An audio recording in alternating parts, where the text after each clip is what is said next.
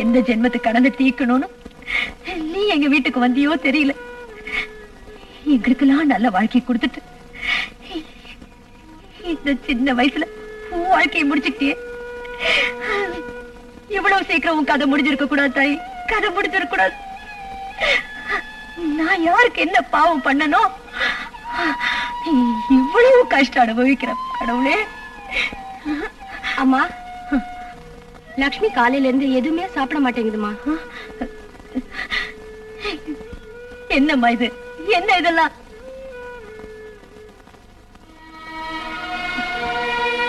லக்ஷ்மி, என்ன லக்ஷ்மி, என்னம்மா இதெல்லாம்? காலையில இருந்து நீ ஒண்ணுமே சாப்பிடலையாமே. துர்கா போன சோகம் உனக்கு மட்டும் தானா, எனக்கு இல்லையா?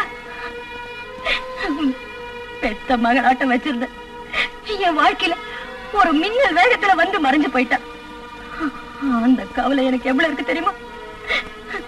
சாப்பிடும் போதெல்லாம் அக்கா என் கையால ஒரு வாய் சாப்பிடுன்னு சொல்லுவா. அது உனக்கே தெரியல. இப்ப யார் இருக்க? ஒரு வாய் சாப்பிடுன்னு சொல்றதுக்கு யார் இருக்க? இது பாருமா, உனக்கு யாரு இல்ல, எனக்கும் உன்னை விட்டா வேற யாருமே இல்ல. இத பாரு, அடம் பிடிக்காத. நீ சாப்பிடலனா நான் எதுவுமே சாப்பிட மாட்டேன். எனக்கு சாப்பாடு வேணாம், ஒண்ணு வேணாம், நான் போறேன். என்னம்மா சாப்பிடுறியா? எனக்கு புரிஞ்சு போச்சு, நீ ஏன் என்ன கூப்பிட்டேன்னு எனக்கு புரிஞ்சு போச்சு. இரு, இந்த பழத்தை சாப்பிடுமா, சாப்பிடு. கீழே எல்லாம் பாரு. துர்கா, இது பாரு, நானும் சாப்பிடுறேன். இந்தா இந்தா.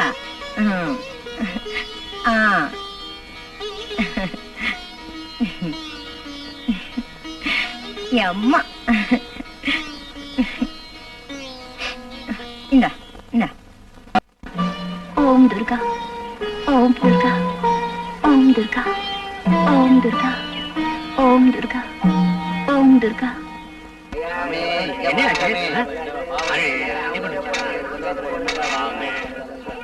என்ன அந்த கூட்டம்?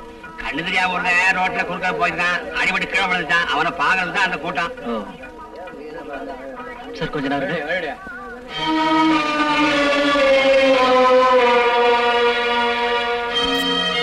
ஏய் பத்து, யாரு? யாருடா? ராஜசேகர். ராஜசேகரா? என்னடா இது? ராஜசேகர், ராஜசேகர், ராஜசேகர், பத்து, ராஜசேகர், என்னடா இது? என்ன ஆச்சு உனக்கு? இப்படி இருப்பேன்னு நான் கனவுல கூட நினைச்சு பார்க்கலடா. என்ன ஆச்சு உன் கண்ணுக்கு? நான் செஞ்ச பாவத்துக்கெல்லாம் சேர்த்து அந்த தாய் துர்கா தேவி எனக்கு சரியான தண்டனையை கொடுத்துட்டார் ராஜசேகர்.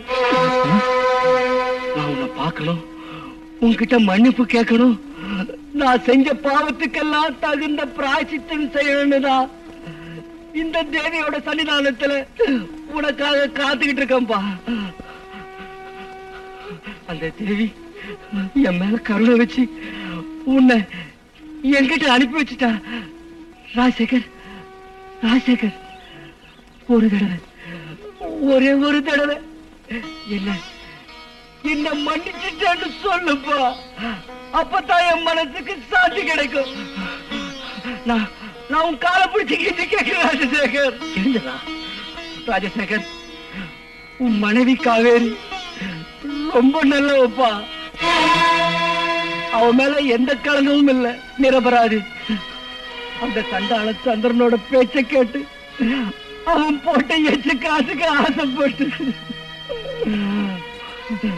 உன் மனைவிய கெட்டு போனவனு நான் போய் சொல்லிட்டேன்பா, போய் சொல்லிட்டேன். என்ன பண்ணிச்சுடுப்பா, என்ன பண்ணிச்சுடு.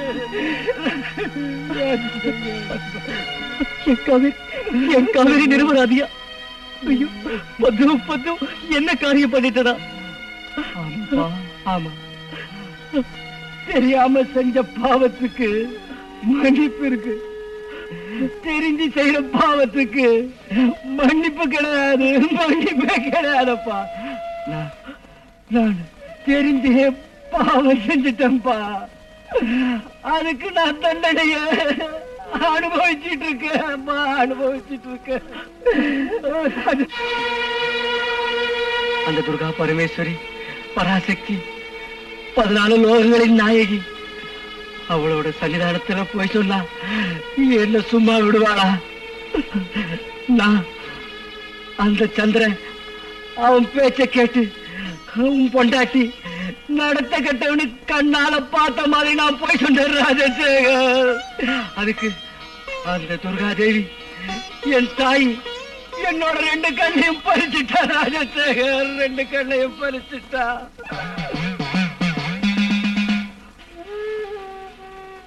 ராஜசேகர், ராஜசேகர், ஒரு பாவம் செய்யாத உன் மனைவி உன்னை விட்டு பிரிஞ்சு வாழறதுக்கு நான் காரணமாயிட்டேன். இனிமே நீங்க 2 பேரும் சேர்ந்து வாழுங்கிறதா என்னோட பிரார்த்தனை. ஆமா, ஒன்னாகணும். காவேரி நானும் ஒன்னாகணும். காவேரியை பிரிஞ்சு இனிமே என்னால இருக்க முடியாது. காவேரி, காவேரி, காவேரி, வாங்க வாங்க உட்காருங்க. நல்லா இருக்கீங்களா அத்தை? நான் நல்லா இருக்கேன். நீங்க நல்லா இருக்கீங்களா? இன்னைக்கு வெள்ளிக்கிழமை. அந்த துர்கா தேவிக்கு பால் சோறு நெய்வேத்தியம் பண்ணணும்னு பாலை அடுப்புல வச்சேன். அது மங்களகரமா பொங்கி வந்திருக்கு. அப்படி பொங்கி வந்ததுக்கு காரணம் என்னன்னு இப்ப புரிஞ்சு போச்சு. நீங்க வருவீங்கன்னு அந்த துர்கா பரமேஸ்வரி எனக்கு சொல்லாம சொல்லிட்டா. நடந்ததையெல்லாம் ஒரு கெட்ட கனவா நினைச்சு நாம மறந்துடுவோம். ஐயோ, அதெல்லாம் ஒண்ணுமில்லப்பா. நீங்க இங்க வந்ததே நாங்க செஞ்ச புண்ணியம். இது காவேரிக்கு தெரிஞ்சா எவ்வளவு சந்தோஷப்படுவா தெரியுமா? அத்தை, காவேரி எங்க? வேலைக்கு போயிருக்கா. என்ன வேலைக்கா? ஆமாப்பா, நீங்க அவளை விட்டு போனதுல இருந்து உங்க ஞாபகமா அவ பைத்தியம் ஆயிட்டா. கொஞ்சம் வெளியில போனா நல்லா இருக்குமேன்னு நான் தான் அவளை கட்டாயப்படுத்தி வேலைக்கு அனுப்பி வச்சேன். கேப்பார் பேச்ச கேட்டு நான் தப்பு பண்ணிட்டேன். அவளை புரிஞ்சுக்காம நான் எதையோ பேசிட்டேன். பாவம், அவ என்ன மன்னிப்பாளோ இல்லையோ. ஐயோ, பெரிய வார்த்தையெல்லாம் பேசாதீங்க. கணவன் மனைவினா இதெல்லாம் சகஜம். ஐயோ, நான் எதையும் பேசிட்டு இருந்துட்டேன். இருங்க, குடிக்கிறதுக்கு பால் கொண்டு வரேன். ஐயோ வேண்டாம் அத்தை, நான் அர்ஜென்ட்டா எங்க பாஸ் கூட ஒரு ப்ரோக்ராமுக்கு போக வேண்டியிருக்கு. நான் நாளைக்கு இங்க சாப்பாட்டுக்கு வரேன். என் காவேரி கிட்ட நான் வந்ததா சொல்லுங்க. கண்டிப்பா சொல்லு. நான் வரேன் அத்தை.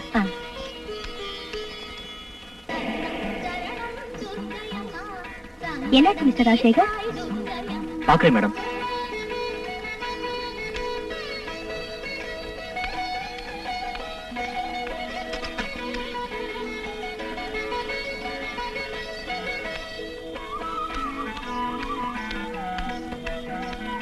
மேடம், பெட்ரோல் பைப் லீக் ஆகி பெட்ரோல்லாம் கீழே போயிடுச்சு.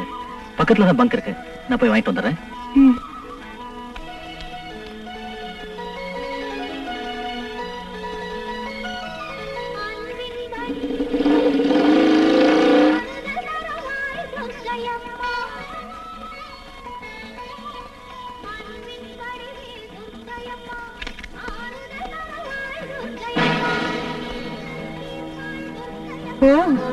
நீங்களா? நான் தான். ஓஹோ, எதுக்காக வந்தேன்னு கேக்குறியா? யாருக்கும் தெரியாம உன் கதையை முடிக்க வந்திருக்கேன். நீங்க இப்படி செய்வீங்கன்னு எனக்கு நல்லாவே தெரியும். தெரியுமா? நீ சம்பாதிச்ச பணத்தை எல்லாம் ஏதோ கோயிலுக்கு எழுதி வைக்க போறியா? உன்னுடைய நகையெல்லாம் பேங்க் லாக்கர்ல வச்சிருக்கிறியா? யாரு கேட்டதெல்லாம் பண்ண? 1000 நதிக்கு படகுக்காரன் உத்தரவா வேணும்? ஓஹோ, இப்ப உனக்கு உத்தரவு வேணுமா? கொடுக்கறேன். நீ பார்த்த இல்ல, உன் கூடவே இருந்த செக்ரட்டரிய உன்கிட்ட இருந்து எப்படி பிரிச்சேன்னு. இதுதான் சந்திரனோட பிளான்னு சொல்லுவாங்க. நல்லா இருக்கா? அசந்துட்ட? விளக்கு சுத்திட்டு இருக்கிற விட்டில் பூச்சியை பத்தி உங்களுக்கு தெரியுமா? அது மாதிரிதான் இருக்கு உங்களோட திட்டம். பாவம், அதுக்கு எப்படி தெரியும் தான் சாக போறோன்னு? என்ன கொண்டுட்டு நீங்க வாழ நினைக்கிறது புத்திசாலித்தனம் அல்ல, முட்டாள்தனம். நீ இப்படி பேசியே தப்பிச்சுக்கலாம் நினைக்கிறது உன் முட்டாள்தனம். உன் மரணம் தாண்டி எனக்கு சந்தோஷம். ஏன் சாவுலதான் உங்களுக்கு உண்மையிலேயே சந்தோஷம்னா அந்த சந்தோஷம் தான் எனக்கும் சந்தோஷம். ஆனா நிச்சயமா ஏன் சாவு உங்களுக்கு சந்தோஷம் தராது. ஓஹோ, இவ கலியுக மங்கம்மா கொடுத்துட்டா சாபத்தை. இந்த பாச கயத்துல இருந்து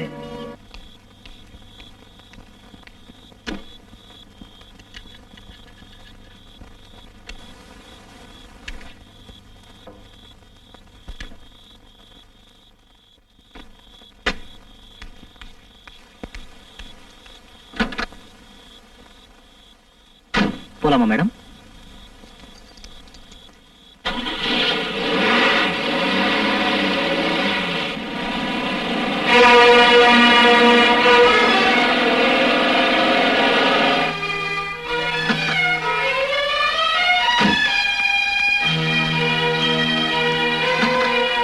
மேடம் மேடம் என்னாச்சு மேடம்? மேடம்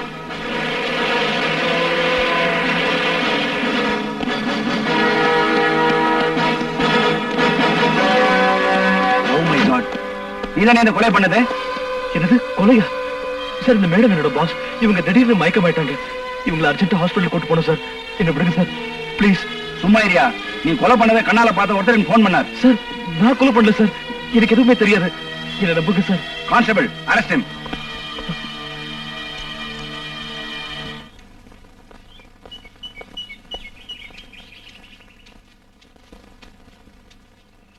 கமலா, ஏ கமலா,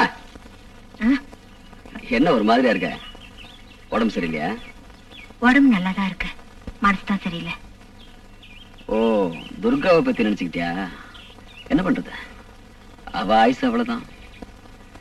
அவளை பத்தி நினைச்சா எனக்கும் கஷ்டமா தான் இருக்கு. சரி சரி, நீ புடவை மாத்திட்டு வா, வெளியே போலாம். எங்க? ஜாலியா ஒரு ரவுண்ட் அடிச்சுட்டு பேங்க் போய் பணம் எடுத்துட்டு வரலாம். செலவுக்கு செக் புக்ல நீதானே கையெழுத்து போடணும் கமலா. முடியாது, அந்த பணத்துல சல்லி காசு கூட நான் தொட மாட்டேன். அவ சொத்து எல்லாத்தையும் அந்த துர்காதேவி கோயிலுக்கு எழுதி வைக்க போறேன். அப்பதான் ஆத்மாக்கு சாந்தி கிடைக்கும். ஐயோ பைத்தியம், வெளிச்ச வர நேரத்திலையும் கண்ணை மூடிட்டு தான் இருப்பேன்னு அடம் பிடிக்கிறிய. செத்தவளுக்காக கண்ணீர் விட்டது போதண்டி, முதல்ல உயிரோட இருக்கிற புருஷனை கவனி. இங்க பார், நான் சின்ன வயசுல இருந்து தாராளமா செலவு செஞ்சு பழகிட்டேன். இன்னைக்கு நீ செலவுக்கு பணம் கொடுக்கலன்னு வையே, நான் ஏன் ஒரிஜினல் கேரக்டர் காட்டிட வேண்டியதுதான். வேண்டாங்க வேண்டாம், மறுபடியும் அந்த கெட்ட வழிக்கு போயிடாதீங்க. அப்படியா? நான் அந்த வழிக்கு போக கூடாதுன்னா நீ இந்த வழிக்கு வா. இந்த ஆஸ்தி முழுக்க என் பேருக்கு வரணும். நல்ல யோசனை பண்ணி ஒரு நல்ல முடிவுக்கு வா. புரிஞ்சுதா?